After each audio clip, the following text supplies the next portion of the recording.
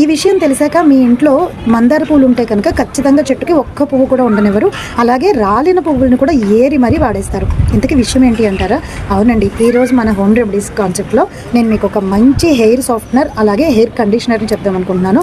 అది మన ఇంట్లో దొరికే మందార పువ్వులతో.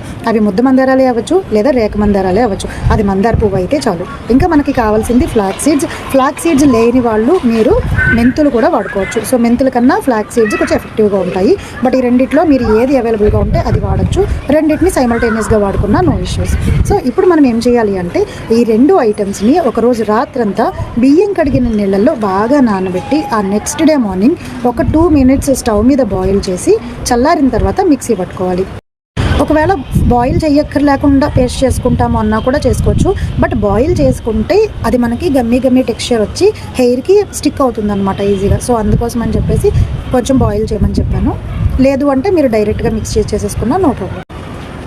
ఇలా మిక్సీ పట్టుకున్న పేస్ట్ని మనం ఎయిర్ టైట్ కంటైనర్లో ఫ్రిడ్జ్లో పెట్టుకుంటే 15 రోజుల వరకు స్టోర్ ఉంటుంది. సో మీరు దీన్ని డైలీ యూజ్ చేయొచ్చు, లేదంటే ఆల్టర్నేటివ్ డేస్లో యూజ్ చేయొచ్చు. రెగ్యులర్ కండిషనర్ని మీరు ఎలా అయితే యూజ్ చేస్తున్నారో దీన్ని కూడా అదే విధంగా యూజ్ చేయొచ్చు. సో ఇలా చేసిన తర్వాత మీరు స్నానం చేసిన తర్వాత మీ హెయిర్ కండిషనర్ని అయితే అలా హెయిర్కి అప్లై చేసి కడిగేసుకుంటారు. ఈ పేస్ట్ని కూడా మీ హెయిర్కి అలా ఫుల్గా అప్లై చేసేసి ఒక 5 minutes వదిలేసి ఆ తర్వాత స్కాలప్ మొత్తం కడిగేసుకోవడమే. హెయిర్ చాలా సాఫ్ట్గా సిల్కీగా చాలా స్మూత్గా అయితే ఉంటుంది. Do twice or thrice A week for better results. వారానికి 2 సార్లు కానీ 3 సార్లు కానీ చేయండి, మంచి రిజల్ట్ అయితే దొరుకుతుంది. మరిన్ని వీడియోస్ కోసం ఇప్పుడే మన ఛానల్ని ఫాలో అయిపోండి.